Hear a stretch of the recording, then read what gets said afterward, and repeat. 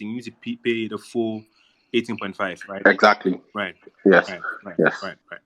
All right.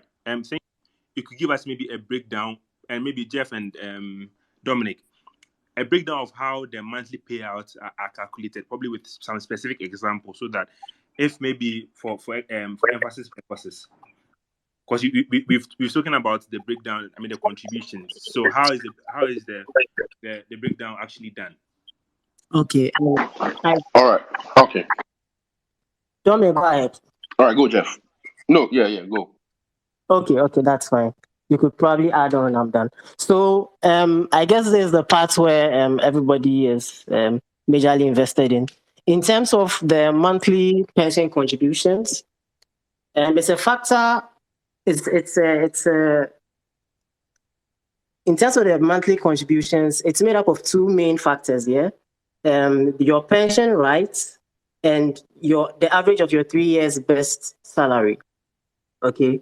When I say salary here, I mean your basic salary. So let's say, for instance, you work for 15 years. 15 years is the minimum amount of years you can work that would enable you to get a pension. All right. So let's say you work for 15 years or 180 months. You've contributed for 180 months. So let's say, for instance, you've contributed for the minimum number of months you can contribute to be entitled for pension, which is 180 months. All right. That's the first caveat. Then you are above 55 years. So between 55 and 60. All right. You contribute and you qualify for old age pension. All right.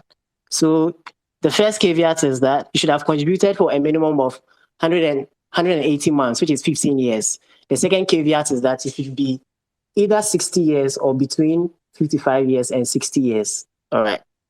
So what happens is that once you satisfy the first and the second condition, the next thing you can look at is probably what we call a pension right.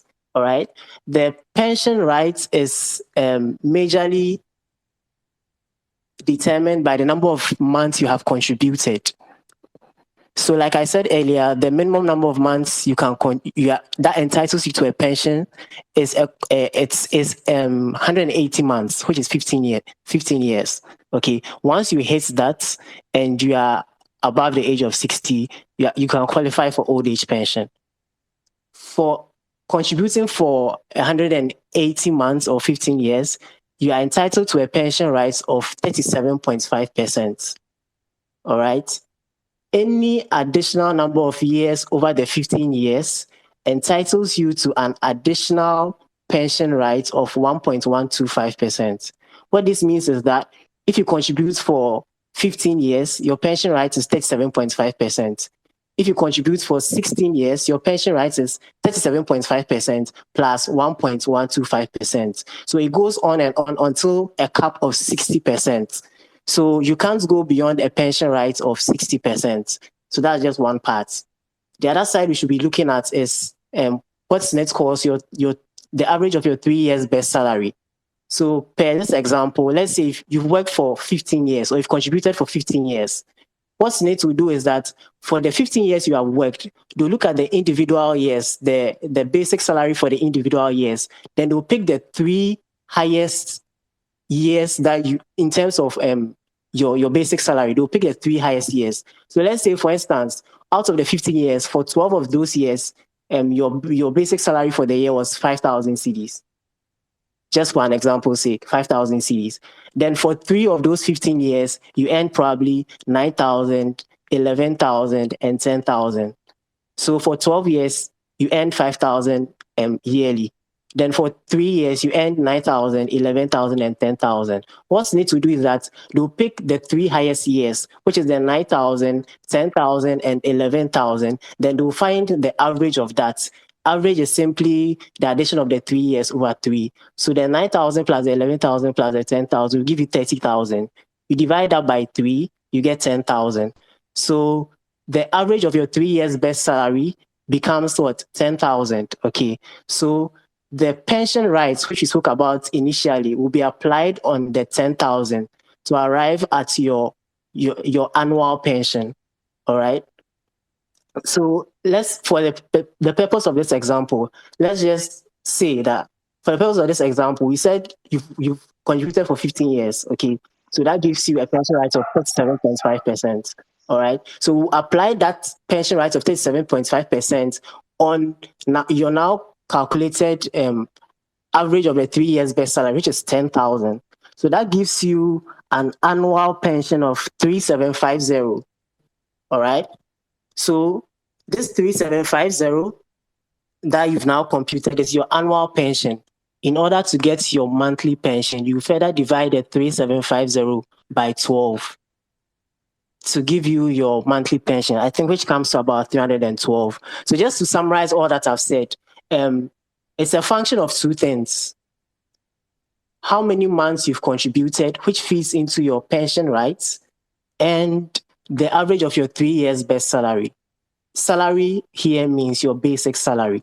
So just to summarize, 15 years is the least amount, 15 years or 180 months, the least amount of time you can contribute and which would entitle you to a pension, provided you are 60 years and above. All right. So basically, the pension rights, the pension rights ranges from 37.5 to 60, 37.5% to 60%. And it goes up or down depending on how many months you've contributed. So the more months you contribute above the 15 years, the higher your pension rights. So if you contribute for more years, you get a higher pension rights. Yeah. So once you get your pension rights, you apply that on the average of your 3 years best salary, which basically means that for the time you have worked, you pick the 3 years where you earned the highest amount of basic salary. You find the average of that, then you apply your pension rights on it to get your annual salary. Then you further divide by 12 to get your monthly salary. So Interesting. Right, let me just chip this in before you continue. I just posted a picture which breaks down what my colleague was just saying. It breaks it down different basic salaries over different contribution periods. So if you check on the this one's pinned tweet, I think I quoted a tweet with that picture. So you can just take a look at that and to help you with the figures. Yeah. No, Dominic, if you could probably just maybe go over it for us. I don't know if that's okay. Okay, so just to break what my colleague was saying and to put figures to all this, assuming you were working and you worked for 15 years, let's start with 15 years, and you were able to, I mean, the average of your best 3 years was 12,000. So for the 12,000, if you were able to work for 15 years, you're going to go home with a monthly pension of 375. If you were able to contribute for 240 months, right, that's 20 years, you're going to go home with 431. If you work for 300 months, you're going to get 487, and so on and so forth. Now let's increase the basic salary a bit. Let's say you were taking home 3,000 every month, and that comes up to 36,000 a year. So if at the time of your retirement, the average of your best 3 years was 36,000, if you contributed for 15 years, you're going to be taking home 1,125. However, if you contributed for, let's say, 35 years, you're going to be going home with 1,800. If you contributed for, let's say, 30 years, you're going to be going on 1,631.25.